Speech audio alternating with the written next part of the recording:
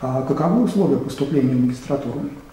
В магистратуру заявление может подать любой, кто завершил бакалавриат или специалитет.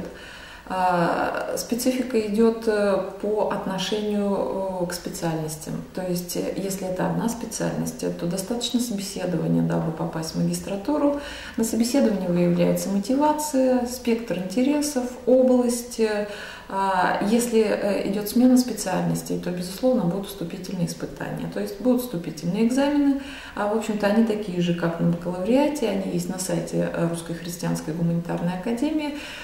Суть вступительных экзаменов, конечно, посмотреть, насколько человек ориентируется в новой области знаний, куда он идет поступать и где он будет писать магистерскую работу. Поэтому, в общем-то, самое главное – это выбор специальности. Все собеседования проходят в академии по четвергам. В общем-то, это такой общезначимый день. На собеседованиях обычно присутствует проректор по науке, декан факультета, зав. Магистратуры. И бывает еще несколько преподавателей, но всегда собеседование проходит в такой доброжелательной обстановке.